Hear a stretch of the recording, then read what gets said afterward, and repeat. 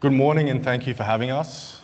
We are Greg and Andressa Hamill, though referencing to Andressa as Anna is perfectly fine. We are not here to sell a magic trading bot or reveal a secret formula. We are here to share what happens when two very different people became curious about whether software and AI could interact with markets, and then kept following that question through fiat currencies, crypto, spot, futures, options, gold, and commodities. This is the human journey, the ideas, the systems, the wrong turns, the funny moments, and the controls we learned to respect.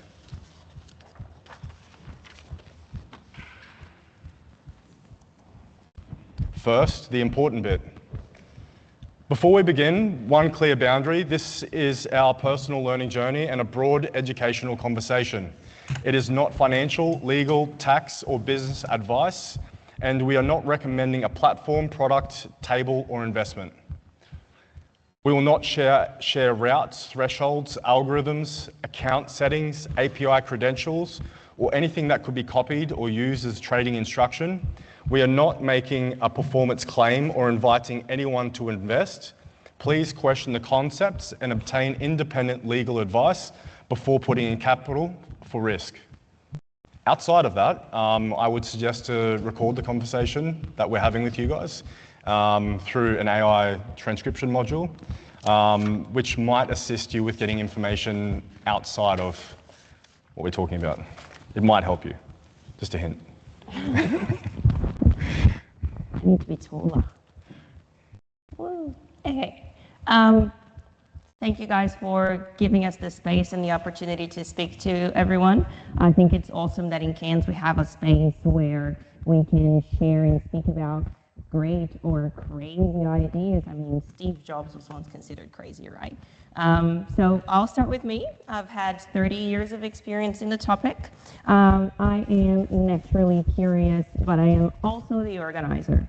I like taking something complicated, arranging into a system, pressing buttons and seeing whether it works. When a difficult workflow finally connects, it feels as though I had 1,000 copies and I can conquer the world like Mojo Jojo from Powerpuff Girls. Sure, we all had that feeling. For years, I've described myself as having a very low-risk profile. Then an AI engineer asked me, compared with who? Compared with Greg? Absolutely. Compared with many other people, apparently my willingness to press unfamiliar buttons and learn by getting things wrong moves me further up the scale than I realized. Greg is the opposite. He is a thinker. He can see an entire system in his mind, the relationships, the colors, the shapes, and what you would become. His risk profile is somewhere near the ceiling. If you ask him to take a leap of faith, he's already jumped, and ask him what we learned on the way down. The ideas do not observe business hours. At 5 o'clock on a Tuesday morning, he can come out of the shower, still soaking wet, and say, Emma, I had an idea. Then we write on mirrors and shower screens before the idea disappears. I do not see pictures in my mind, and if Greg asks me, hey, can you see it? Often I look at him and I answer, no. It's all black. Just the mic that you have is blocked. It's better. Okay, there you go. Yes, but once he explains it, I can organize, test, and turn into a working sequence. Greg sees the system, I make it run, and that's where our story begins.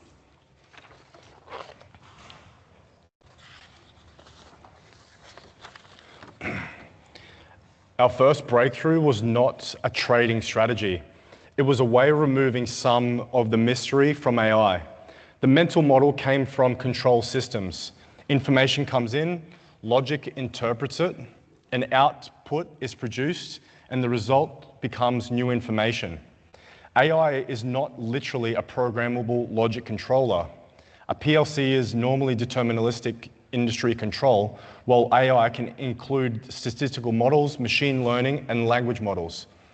But the loop helped us to understand useful questions. What are the inputs? What decision is being made? What outputs are allowed? What comes back as feedback? What happens when the information is incomplete or incorrect? Markets keep repeating that loop. Price, liquidity, cost, account state, and context change. The system can act, wait, reduce, or abstain. One of our most important lessons was that the valuable output is not always tradable. Sometimes the most intelligent response is not now.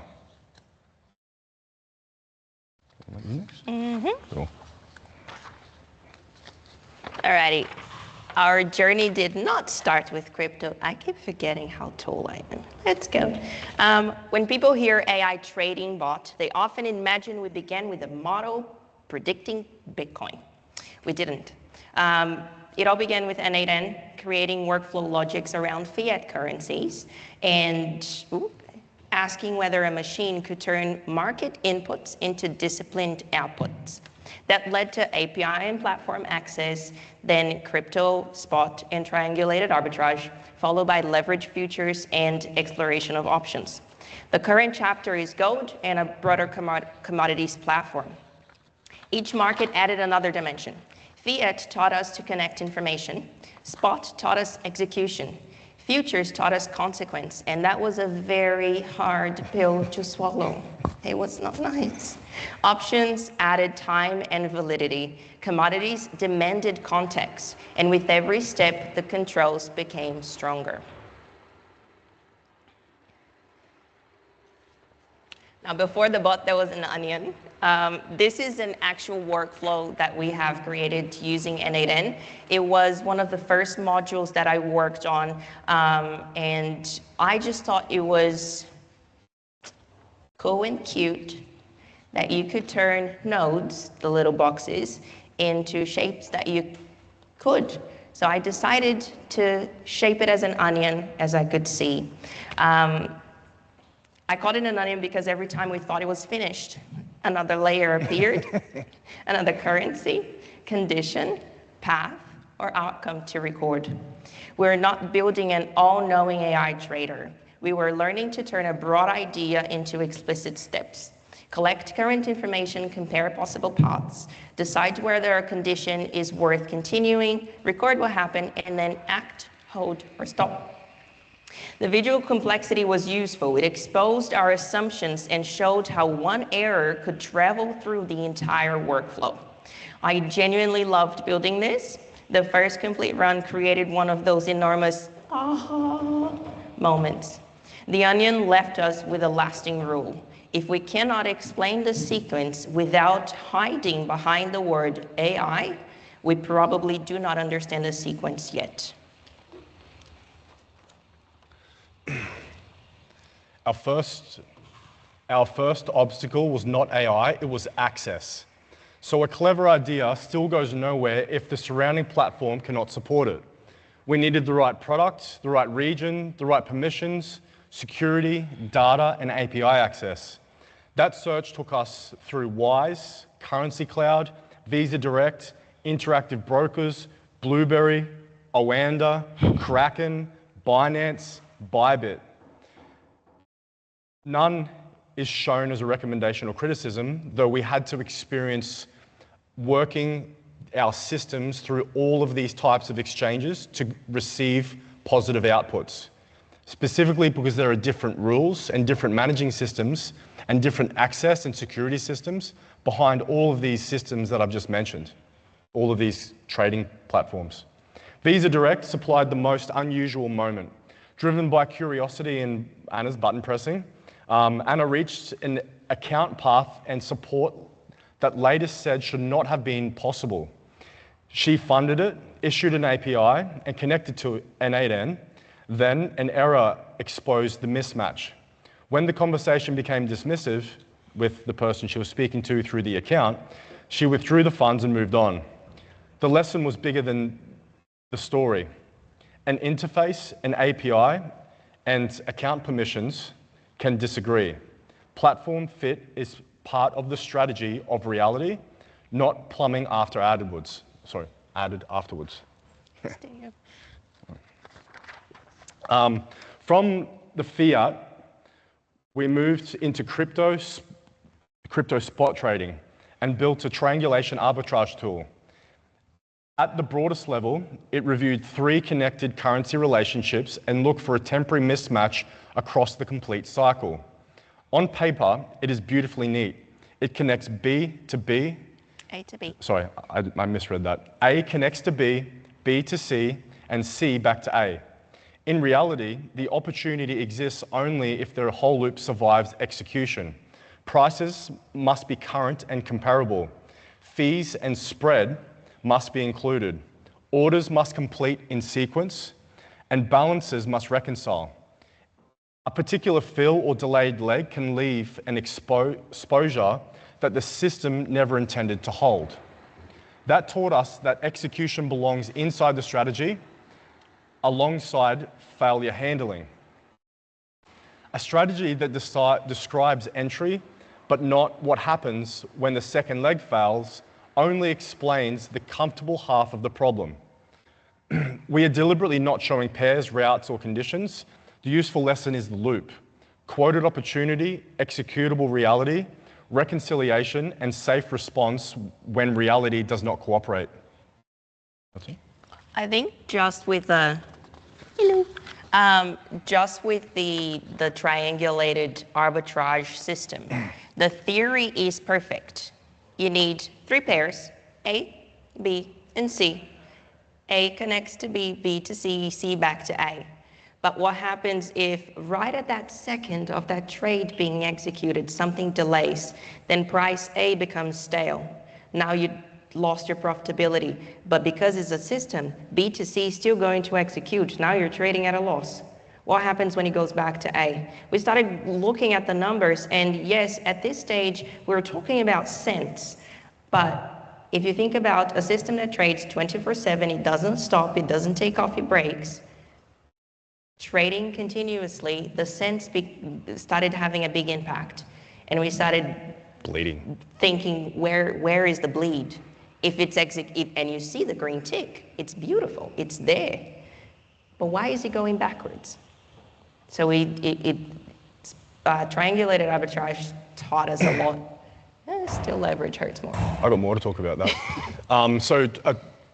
Deferring off the main script, a triangulation arbitrage is a frequency trade model. The faster you can trade, the more money you make.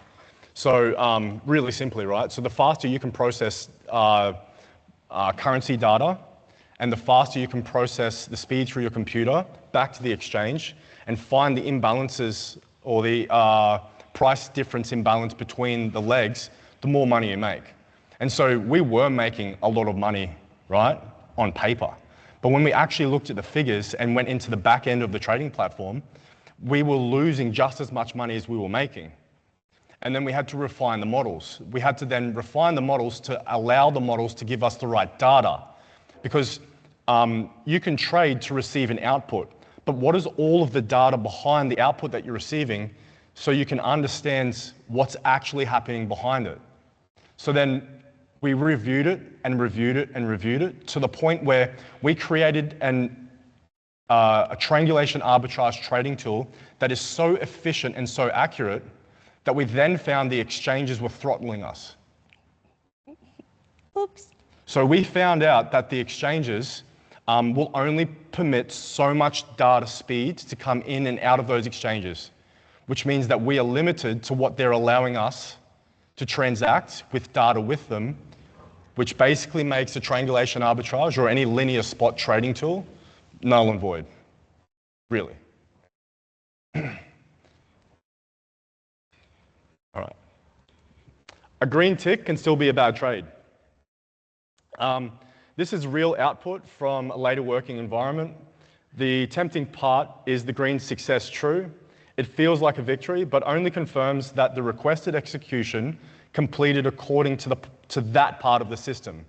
So, face value, it only showed us what it thought was correct. However, when you delve back into it and you look further into the numbers within the trading platform that you've built, we found that the green tick was actually a falsified green tick. It does not confirm profit after fees and slippage, fresh data, a sound assumption, repeatability or appropriate risk. Executed, profitable, repeatable, and safe are 4 different statements. That changed how we organize the results. We need to record whether the action ran, what it cost, what state remains, what the market did next, and whether the original reason survived reality. A green tick is evidence, it is not a final conclusion.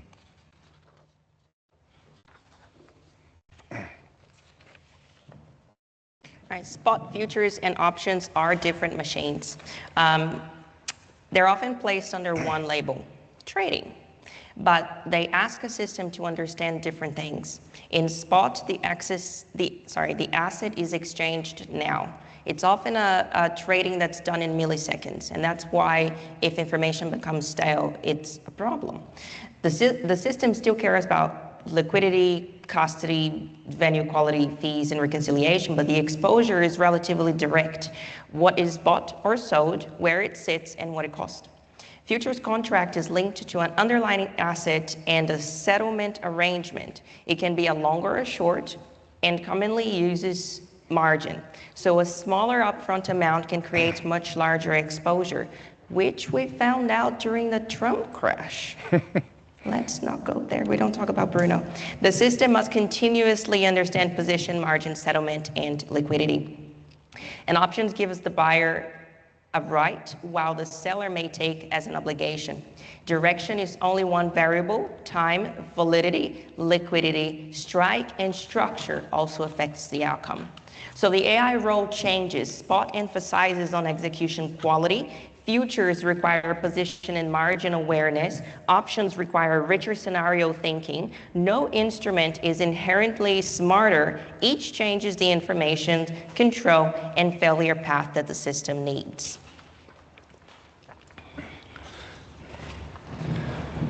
Derivatives reshape risk. Derivatives change the consequence of every output. With leverage futures, being broadly correct about direction was no longer enough.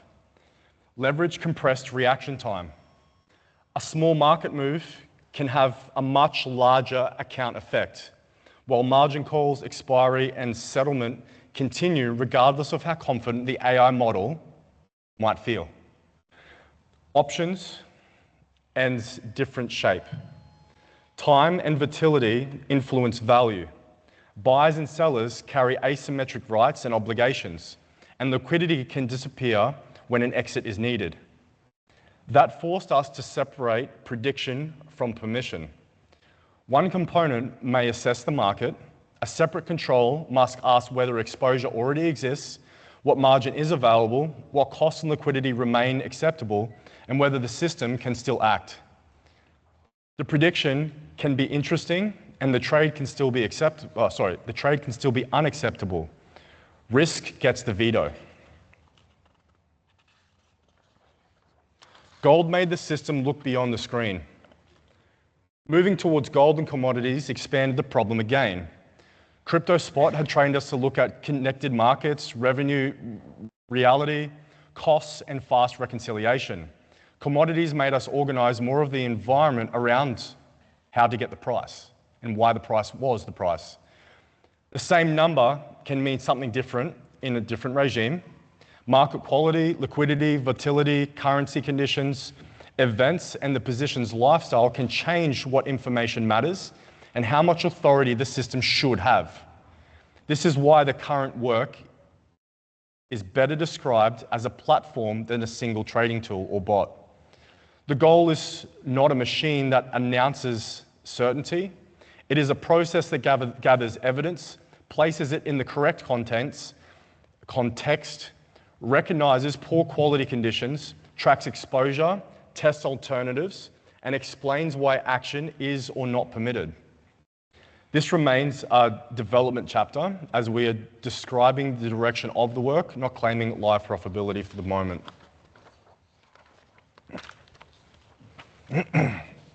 The breakthrough was actually organized evidence. So the image that unfortunately you cannot see very clearly, the content of that spreadsheet, was how Greg, for the majority of it, was organizing the evidence, especially because we started seeing success green ticks outcome, it ran successfully. But what started happening was our accounts started going backwards, and we needed to understand. So even though within the system we had logs and information, it executed at this time, at this millisecond, we still needed to understand, if we run that number at that profit take, what do we get? So the breakthrough was actually organizing all of the concepts, the ideas, the execution, and the results put together in one page we can reference. And that was our manual backtesting. Because yes, AI is amazing, and AI can run simple mathematic systems, but especially when you're investing your own money into a system that is unknown and hasn't been done before, you still need that human input to give you great value. Can I have input on that? You're not going to read that? No. Okay. I'll extend on that. So basically, AI will only work within the boundaries and parameters you give it. And the problem that we faced was it was telling us things or giving us outputs that we perceived were correct from the way that we had designed it. So we already have a bias, and the bias is our design. So how do we fix that? Because the AI is going to communicate with us towards our bias. I had to manually pull apart every single type of output that it gave me, and I had to manually go through spreadsheets and understand what was happening with it and what parameters to change. So then continuing, AI works best in its bounded roles. The phrase AI trader suggests one clever agent that makes every decision. We found it more useful to divide into bounded roles. One role can collect and normalize evidence. Another role can classify context and data quality. Another can recommend a response from that limited set. Monitoring can watch for stale inputs, abnormal costs, and conflicting components. Explanation can leave a record. A human can review. Sorry, I didn't get that right. Explanation of the AI systems can leave a record that a human can review. Those roles do not need the same technology. Deterministic code is often best for calculations and hard rules. Statistical models can identify patterns.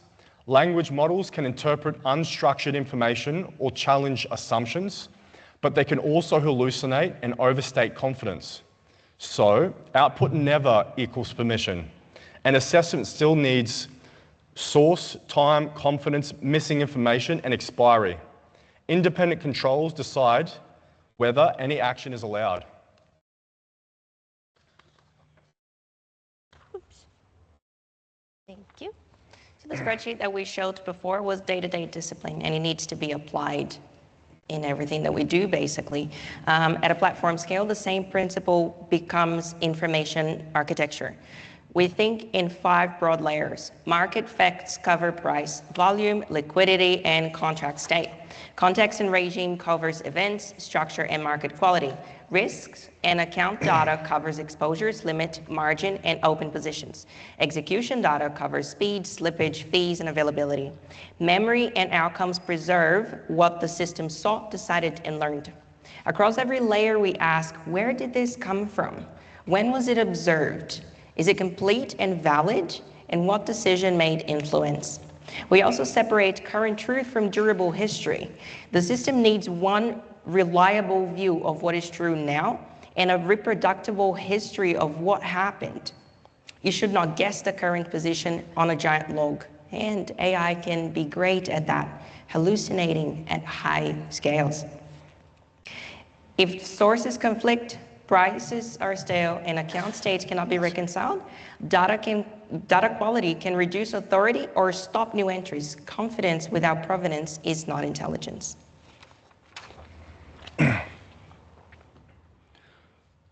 Gold forced us to model context. Gold made the word context much more concrete. Price is only part of the environment. Our earlier spot taught us relationships, execution, and reconciliation. With gold, we also had to ask broader questions. What is happening with the US dollar in interest rate expectations?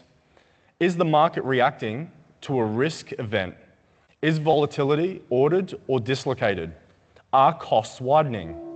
Does an exiting position still have a valid reason to remain open? The design uses those classifications as bounded input risks and position management. The public lesson is that a simple price pattern is not the full market state. So I just want to communicate outside of that as well. You'll see these influencers all over Instagram, Facebook, wherever, and they're like, here's the candlesticks, and this is the chart, and this is how you predict, and it's like that might work for some of the times, but basically if you're making an AI trading system, you need to make sure that it knows the deterministic factors that make it move, because it's judging and assessing upon the major markers or the macro levers. I'll just use those words, macro levers. Different commodities also have different physical, seasonal, geopolitical, and liquidity characteristics. A model should not be copied from one market to another with only symbol change. The assumptions must be reconsidered. The question became, does this environment justify participation, and what would invalidate the idea? Because AI is really good at validating things. All right. I am just going to skip a few.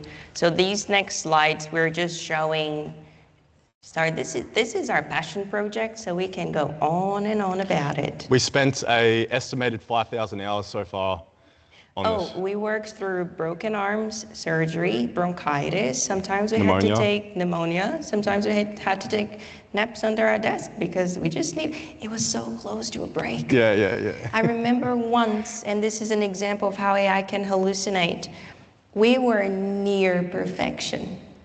The output was perfect. It was executing, but one part of the code was wrong. And I mean one sentence. So I went back to the model that I was working on and I said, this is perfect. You do not touch my baby, okay? Leave it alone. I just need you to modify this sentence. And then, sure, it did. It gave me a full, the thing that I asked, it gave me the full output. I put into test and the output was completely different. I was tired, and I do not work well when I'm tired. I went back to AI full caps and I said, you broke the rules. How dare you treat the system like this? It responded to me saying, well, actually, no, I didn't break any rules. You told me not to modify. I didn't. I created my own. Can I comment? Yeah. Moving past that as well, or continuing from that, basically, that's why I started building spreadsheets as well, because AI might tell you that it's not changing anything, right? But it is. And unless you check every single line, you'll never know. Yeah. Basically it. All right, so let me just skip ahead because we can go on and on about this. Backtest is a hypothesis, not proof. The previous staircase showed how evidence should progress. This slide explains why the first step, a backtest, can never be treated as proof. A backtest is a model of how Rue might have behaved in the past. It depends on data provenance, timestamps, and known gaps. It also depends on realistic spread, fee, slippage, financing, latency, uncertainty of what happened inside of each price bar. The next safeguard is testing conditions the model did not use when its settings were chosen, followed by paper, replay, or shadow operation against current data. Any bounded live stage should have conservative authority and close monitoring. Overfitting is the danger of explaining historical noise as though it were a durable edge. Too many choices, selective periods, or unrealistic costs can create a beautiful result that has no reliable future. The last step is never deploy and forget. It is monitor actual behavior, detect drift, and keep the ability to reduce authority or rollback.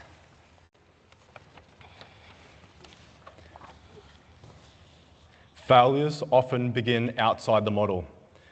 When automated trading systems fail, the cause is often larger than the prediction model. First, data can be wrong, stale, inconsistent, leaving the model confident about a market state that does not exist. Second, a model can overfit or the market regime can change. Third, leverage and margin can turn a modest error into an account-level evidence before this human reacts. So AI will basically 10x any faults that you will create through a manual trade. Fourth, the executable market can differ from the model. Spread widens, liquidity thins, price gaps and order fills only partially. Fifth, an AI component can hallucinate, omit uncertainty, or present a persuasive story supported by false evidence. Six, the operating environment can drift as code, configuration, permissions, dependencies, or instrument identities change. No single control solves all 6 problems. The response is a layered defense: validation, provenance, risk limits, hard stops, monitoring, authority separation, secure permissions, safe modes, audit trails, and rollbacks. For investors, this changes the question from how accurate is the model to what happens when the data, the market, the model, and the software are wrong at the same time. Design the failure path before trusting the success path. Very important. Now, what we should have done when we created these Frankensteins was asked these 6 questions, because you shouldn't be giving full authority to a bot to spend money without sandboxing it for a period of time, which James told us constantly. Hang on. Hang on. It's true. Yeah, but the sandbox is different. Sandbox environments lie. It is true. Yeah, sandbox environments lie. Yeah. Like, you have to spend money to be able to run the trading tools properly. End of story. Yeah, because the theory, like I said, the theory is perfect. It's A to B, B to C, C back to A. Specifically for the triangulation arbitrage. Yeah, and the sandboxing did provide what we wanted to see. It's theory, right? It works. Anyways, going back. So before trusting any bot, ask these 6 questions. If you remember one practical framework, make these 6 questions. What is the system allowed to do and forbidden to do? Very important. What can stop it when inputs or operations are uncertain? Certainly not us waking at 2 o'clock in the morning to see if the bot had hallucinated because it ate all of our margin. What data does it trust? How are freshness and quality proven? How is risk considered before exposure is created? Can every decision and outcome be restructured? And how are changes approved, observed, and reversed? For students and builders, these questions reveal whether the design is a genuine system or a clever model wrapped into a demo. Look for clear boundaries, testable assumptions, and an honest account of failure. For business people and potential investors, look beyond the headline win rate. Ask for evidence that includes cost and difficult periods. Ask who has authority, what can be paused, how security is managed, what can be recovered, and whether the claims are independently supportable. Guarantee returns are a warning, not an advantage. A credible system should explain where it can fail and who remains responsible.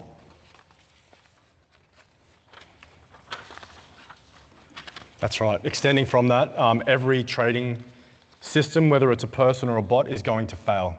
You just need to be working on the better average, and you need to understand those averages work in your favor. The takeaway, the innovation was not the bot. Our journey started with the question, can AI trade? The answer became less interesting than the questions that followed. Can we organize evidence without stripping away its context? Can we distinguish an output from authority? Can we design the failure path before trusting the success path? Can we learn from what happened without pretending that the next market will behave the same way? For us, the innovation was not simply the bot. It was the controlled learning, knowing the limits, preserving the evidence, making uncertainty visible and improving the system under human governance. And behind the system was the partnership. I created the vision, turning it into a sequence, and both of us, Anna and myself, working through thick and thin, sickness and joy.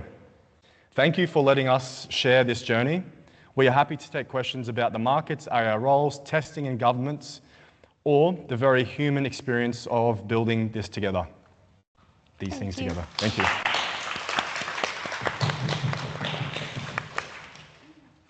Thank you very much. Thank you. Okay, we'll open the floor for some questions. Can you just get one of his mics? And you can just talk to the same mic. Sure. Yep.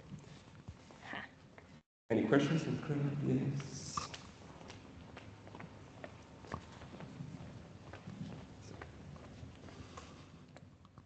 I'm curious. A lot of your trading would depend on the platforms, right? As you said, they're strategically practical. You talked about throttling.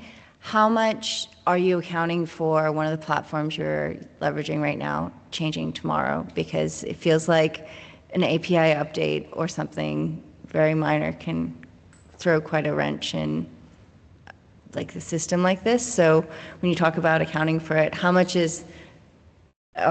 of you time and are you focusing on the risk of the market and the abnormal conditions versus the actual platforms and whatever API or minor updates that cause the ripples to your margins? So the question you're asking is specifically referencing to the triangulation arbitrage and the linear reverse trading tools that we've built. We actually own the fastest internet connection in Cairns. So we spent, I think, a total of $30,000 to get this internet connection straight from the main exchange directly to our office with all brand new switchgear connected to our computer, and it made zero difference. And so then we looked at different platforms and tried to navigate the same, it's called latency, the latency factor between our office and the exchange. We also then purchased VPS servers from different parts of the world, specifically trying to be close to the exchange, where we looked at the latency between our office, which is 4,300 kilometers away from one of the exchanges, in comparison to the VPS that we purchased higher of, which was only 4 kilometers from the exchange. We received the same latency figures when testing. And so we went through that with multiple exchanges and had the same results.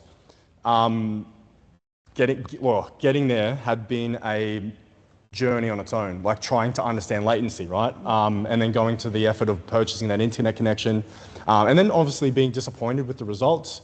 And then I spoke to a guy here actually a little while ago about that exact problem. And we communicated specifically about the actions that were taken to try and identify if there were latency leaks or throttles. And we confirmed that it was most probable that the exchanges were throttling us after discussing the techniques to identify the problem. We found a latency specialist, so just finding people that know how to transmit data efficiently is very difficult. We found a latency specialist who believes he can help us, but we haven't ventured down that road yet. And if you think about it, right, I'm going to make a very bad comparison, but these trading platforms, I used to compare them with casinos. Casinos are still an organization that need to make a profit. So if they open and there is no throttling and there is no limitation on your latency, right? Everybody makes money except them, and they start losing, and they don't like to lose. But other than that, in fairness and fair play, they need to make sure that a human trader is having a similar advantage to someone who's trying to click buttons and make a system work. So there is sides of the coin. Would you say you're playing cat and mouse game?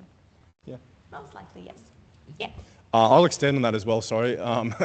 Triangulation arbitrage, linear spot, and linear reverse trading tools basically are risk-free. absolutely risk-free, right? So a triangulation arbitrage or a linear spot trading tool will work on $1. And we have found that the smaller amount that you're transacting every time, because it's a high-frequency model, the more efficient it becomes, right? And so imagine if you have an open gate of latency and you have the fastest, so you have the fastest interconnection in the world. You're going to be making the most amount of money from a single dollar. And then the question that was asked to us is that fair? And then I couldn't answer that question, so I left it. But that's the journey that we went on, and they're the discussions we've had. Yeah. Any other questions in the crowd? One behind Yes. I've got to move out the sun. It's right in the ice. So I've got about 1,000 questions for you guys, actually. I'd love to have a chat to you in the podcast room later if we can, but I'll keep it short to a couple. Talking of arbitrage, I remember when I first bought into crypto and I had to buy Binance on the Binance exchange and then move it to Trust Wallet and then switch it to Pancake Swap and then back and forward and all of these gas fees along the way. How does your system work then where you've got things trading on the likes of Pancake Swap, Trust Wallet, etc., as opposed to your main exchanges, and how does it anticipate all the gas fees as opposed to the potential profit that you're going to make? I'll start with I'll communicate first, and then I'll pass it on to Anna because I think she'll communicate other things than I will. We have been through all of the platforms, like in the presentation. We've been through Kraken, Binance, Bybit's, tried to trade triangulation fiat currencies through Wise. We found that different platforms had different rules and obligations that you had to meet with the way that the transfers were completed. I think the final outcome was that we used Bybit. Yep. The final trading platform that we tried this one was Bybit, and that's when we discovered the throttling problem. But basically, Bybit would only allow certain pairs to be traded as a triangulation arrangement or a linear spot arrangement. And so they determined what you could trade and what you could not trade, which I thought was very unfair. I think with that as well, I actually like Bybit quite a lot. My troubles were, the majority of the time was with Binance. Binance went through a huge lawsuit with AFCA or ASIC or something like that. And Binance actually in Australia does not operate at its full capacity. So while you can trade a few things with Binance, I believe, I might be wrong here because I don't quite remember, but yes, future long leverages, I don't think you can trade through Binance. But Bybit was quite good. There is limited availability of the pairs that you can make and trade, but it doesn't mean that, you know, out of 5,000 you can use 2,000. Wow, there's still 2,000. So in your presentation as well, you guys were talking about like comparing liquidity as well. So does it therefore anticipate the likes of honeypots and bad actors and stuff with scam cryptos that have increased volatility but lack of liquidity? Currently, the current builds that I'm working on, the future long leverage trading tool, it will factor those into the way it assesses markets. But we don't touch, we haven't worked on a triangulation or spot trading tool since we found the throttling situation. So that question won't reflect to those systems. Yeah, cool. And just finally, you were talking about the macro events as well. Does that take into account the Bitcoin halving every 4 years? Because I've noticed that people talk about that every 4 years, but usually there seems to be a spike in the market. There'll be some major event about 6 months before the Bitcoin halving that seems to cause a dramatic increase in the price of Bitcoin, Ethereum, etc. The question that you've asked there is particularly why I've moved to commodities. Yeah, very good questions, thank you. Yeah. Anyone else from the crowd? Yes, we got one more. Sorry, I'll just answer, I'll follow on to your question just a second ago. The questions that you're asking are very, very good questions, and we have experienced, I'm assuming, similar things to you.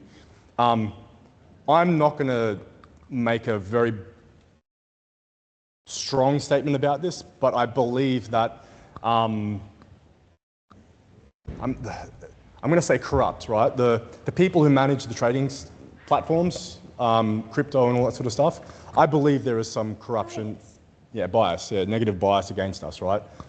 Towards their leverage. End of story. So you need to find the least vulnerable. Yeah. Sorry. Hi, thank you for your talk today. It's probably opened up a big can of worms, but it's also allowed a lot of us in the room to dream. Your last name is related to someone else with the same last name that is a legend now in the world who allowed people to dream. Mark Hamill. My question is, given your findings with the throttling, the potential bias in institutions towards larger trading institutions rather than the small person, and given latency as being an issue, potentially also in remote Queensland, are you now going to redirect your efforts towards perhaps more slow-moving knowledge systems and markets where you can leverage the reasoning and the pattern recognition tools that are available to you today that can still give you an edge where you can navigate around those biases? Are there any obvious areas that you're going to look at next? Specifically commodities, right? Like in my opinion, the most obvious for me are gold and silver. And so I mentioned macro levers earlier. Macro levers for gold are the US dollar, the Federal Reserve, and other things. And so basically, there will be a shift on the weight of each macro lever depending on the economic and environmental circumstances of that commodity. However, it's our intention to allow the AI systems that we've built or are building to understand what's happening in the world geopolitically and on a simple economic standpoint, to then understand the weight that it needs to apply to each macro lever to make an accurate and deterministic outcome. I don't believe that risk should be reduced with using macro levers, and we have a very specific risk management system that we find very accurate that we've built to reduce the amount of loss and to increase the margin of win rate as well. So specifically with future long leverage trading tools, if you're making a long or a short and you're leveraging against your account, you're running risk. And so the alluring idea of zero risk with a triangulation or a spot tool is lovely. However, I don't think it's practically possible to achieve. And then the future long leverage is currently the way that we're moving with our risk gates organized across our macro levers. If I may ask a follow-on question, given that you're going with live collection and modelling of data now with this new direction, what is your perceived tech stack and infrastructure that you see you're going to need to enable that going forward? All right. So currently with the build that I'm working on, just the build alone is 4 terabytes of data, just to manage the trading systems and to manage the information that it's going to store to understand how the market's moving, where it's moving, and why it's moving. It's extremely complex, and I'm very good at building extremely complex trading tools. In the past, the more simpler ones seem to have a better advantage for us. However, the model was significantly different to what we're moving towards now. And we're using a Linux computer with Ubuntu terminal, and we have 2 storage servers with about 16 terabytes of storage per server. Yeah. So are you using on-device local models or for the reasoning, or APIs Both, from currently frontier both. models? So the problem that we have is that I have asked AI to design a computer for me to manage this completely locally. And a computer is going to cost me at the minimum $300,000.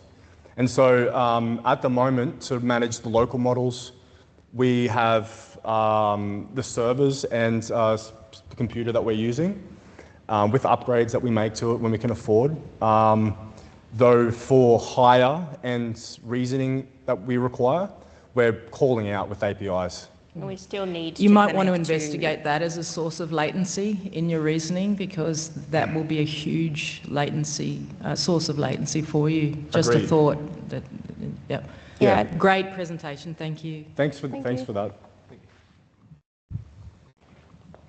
Any final questions?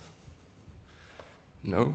Well, firstly, I just want to thank you so much for coming and presenting. It's so cool. It's just awesome to have two individuals with, firstly, a successful business here in Cairns, and also such talented individuals working on solutions outside it. I don't know how you have time for that, really. We don't.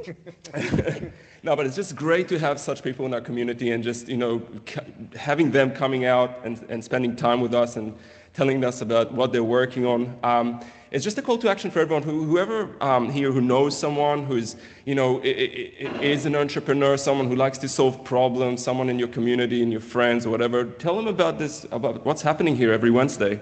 Tell them to come, tell them to join. We always like to hear and meet new people in our community that are about innovation, about creating startups. And all that sort of work that we do here is just fantastic for our community. Obviously, small businesses is pretty much the way to retain wealth within our community and retain our IP and knowledge here. And it just basically affects all of us. Thank you so much. Big round of hands for Anna and Greg.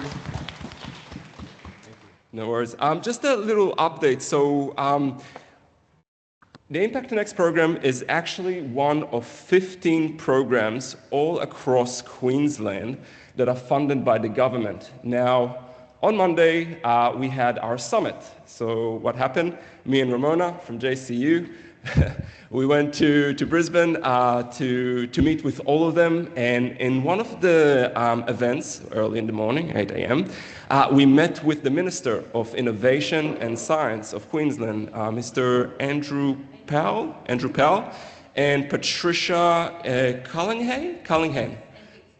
Okay, yeah, and Patricia is the General Director of Innovation in Queensland. Now, recently they released the strategy for science and innovation for Queensland. I highly recommend you guys check it out. You can just Google it and it'll come up. I just wanted to note that Queensland is doing some amazing work, especially the government, in terms of funding, supporting, connecting, and improving the whole network in Queensland for innovators. And if you read that strategy, if you go to the details, you see that 50% of the people who benefit from it are actually small businesses, entrepreneurs, researchers, and it's just great to see that, firstly, our state is working so hard and listening to a lot of the people in the community.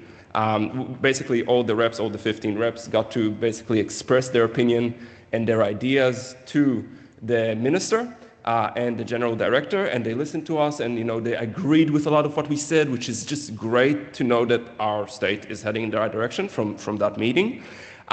So go and check it out, have a look. Where did I want to go with this? In general, I just wanted to say that we are heading in the right direction. The main issue, that's what I wanted to talk about, the main challenge that happened over the last 5 to 10 years is that Queensland has a lot of great ideas, great innovators, and great research. Now, the big challenge that the government found is that it's really hard to commercialize those things. And one of the things that the minister said is that we want to start retaining a lot of the activity, a lot of the businesses in Queensland. So instead of sending, material overseas and then buying it back for a margin, we want to start creating those capabilities and improve everything with AI and all the new technologies that are coming. And I just wanted to share that with you to let you know that a lot of support is coming. It's a 15-year roadmap. It's not like a 2, 3, 4-year roadmap where every government changes. It's actually a 15-year that hopefully the government will follow through. And I just wanted to give you that update to let you know what's happening. Again, thank you very much for showing up. Feel free to... you got more updates, sorry. Cool.